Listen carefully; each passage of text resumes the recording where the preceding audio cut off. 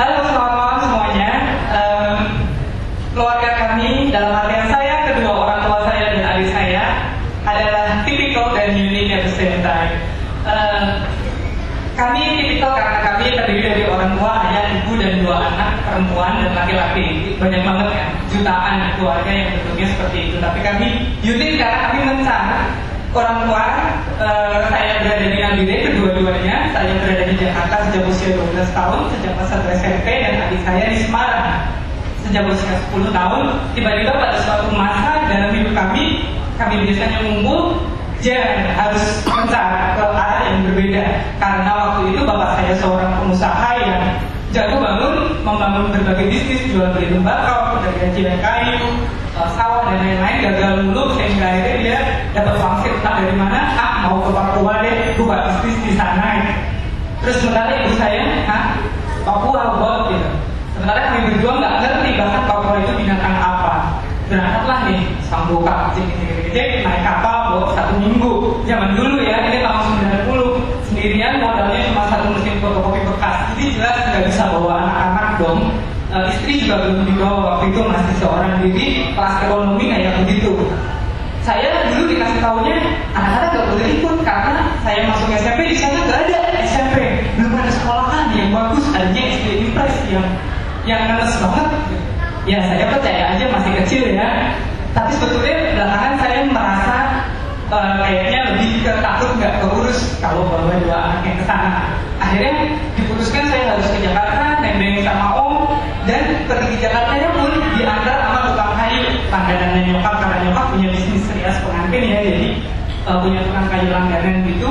Dan sejak saat itu saya mau nggak mau jadi traveling kemana sendirian, kalau pulang sendirian, nengokin adik saya sendirian.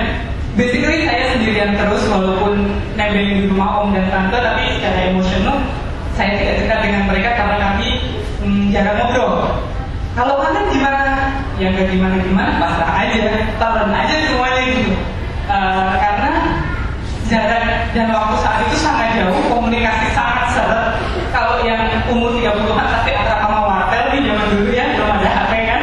Jadi kecil itu nelpon zaman dulu mesti ke wartel. Saya sampai apa jam berapa wartelnya lowong kosong nggak pakai ngantri, dan kalau di atas jam 9 malam ada diskon sekian, jadi sehingga saya jam 9 udah standby, jam 9 lewat 01 masuk ke dalam diri wartel langsung nelpon kayak gitu. Terus kirim surat tiap bulan, surat yang masih tulis tangan itu, kirim kartu lebaran yang saya bikin sendiri. Boro-boro lebaran ngumpul makan bareng nggak ada, itu cuma anak-anak saja. Yang ada seringkali lebaran ya saya sendirian jagain rumahnya om dan tante karena mereka mungkin duit dikirim pakai wesel pos lebaran. Soalnya ketawa pasti inget zaman dulu ya kayak gini. Kayaknya yang dulu besar usia 90-an pasti punya ini. Bagusnya dengan bikin wesel pos saya jadi bertanggung jawab gitu. Dari kecil udah terlatih dalam sebulan cuma dapat 20.000 rupiah. Aku cukup gak cukup itu, kalau gak cukup saya sendiri ke sekolah jalan kaki, gak bisa naik angkot, kira-kira kayak gitu. Namun kebutuhan manusia gak cuma sandang, pangan, dan papan. 3 hal ini saya gak pernah kekurangan, selalu ada. Yang saya gak punya tuh teman ngobrol. Sampai terjadi tragedi pembalut. Kan waktu SMP pertama kali ya, saya udah baca buku biologi, saya udah tahu menstruasi itu apa. Yang saya tidak tahu adalah bagaimana cara memakai pembalut. Sampai suatu hari, pas pertama saya pakai, itu makanya kembali klepnya di atas. Jadi yang perempuan pasti kebayang kayak gimana disesernya kalau itu sampai terjadi. Nah, saya sempat kos juga ketika SMP itu, sehingga ya itu tadi akrab sama mas-mas wartel gitu ya. Karena namanya anak kos, saya sering minta diskon. Kadang-kadang saya kalau udah akrab gitu, teleponnya, argonya gak dijalanin, pernah juga kalau pas gak punya duit banget. Itu sampai akhirnya pas pertama kali bokap datang ke Jakarta, ke Jawa, ke Semarang, kita ketemu di Semarang dan kita road trip yang kemudian saya bikin jadi novel tadi, Papua Berkisah. Terus banyak yang bilang kami berdua adalah anak-anak yang autopilot. Saya, adik saya, dan itu bapak ibu saya yang duduk mungkin iya, mungkin tidak, karena semua dilandasi rasa saling percaya. Intinya sih kayak gitu. Terus pengaruhnya apa ke kami berdua ya, ke saya dan adik saya dibesarkan dengan autopilot kayak gitu. Kami berdua, dan ini saya sadari lama kemudian, sangat sulit untuk mengungkapkan perasaan secara verbal. baik saya sama adik saya. Terus pernah nggak sama orang tua digituin? Waktu kecil sih enggak ya, atau mungkin iya tapi dipendem aja. Setelah saya gede, saya kuliah, saya mulai kerja, baru saya merasa kok dulu ternyata kayaknya nggak asik deh gitu.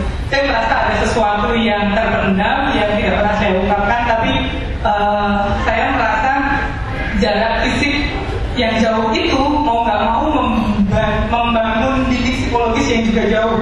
Kami jauh, tapi kami dekat karena masih keluarga dan berusaha keras menjaga komunikasi. Tapi kalau nanti kita ketemuan, kami merasa jauh karena jarak ngobrol itu tadi. Jadi aneh kalau jauh, pengen dekat tapi begitu dekat berasa jauh. Terus komunikasi yang sekarang gimana? Ini suami saya dan anak saya yang sulung. Ini sejak pertama menikah saya sudah cerita banyak ya. Saya tidak ingin mengulang pola komunikasi yang seperti orang tua saya ke saya. Jadi itu sudah kita usahakan secara sadar dari awal supaya lebih lancar. Dan apakah saya mau melakukan hal serupa ke anak saya dalam arti tinggal berjauhan? Kayaknya sampai sekarang saya masih meyakini bahwa saya tidak ingin mengulangi hal itu lagi, walaupun nggak seluruhnya jelek ya, tapi beda. Dan ini pola dan tantangan yang ada zaman sekarang. Saya tidak memungkiri bahwa kadang-kadang kita dekat nih emang berempat terus satu rumah, tapi kadang-kadang kita asli sendiri apa yang bisa seperti ini. Ini foto colongan diambil oleh teman kami waktu kita ke Monas bareng-bareng. Nah justru sekarang tantangannya udah beda. Sekarang dekat secara fisik, tapi harus komunikasinya dijaga terus. Begitu dari saya, semoga ada manfaat.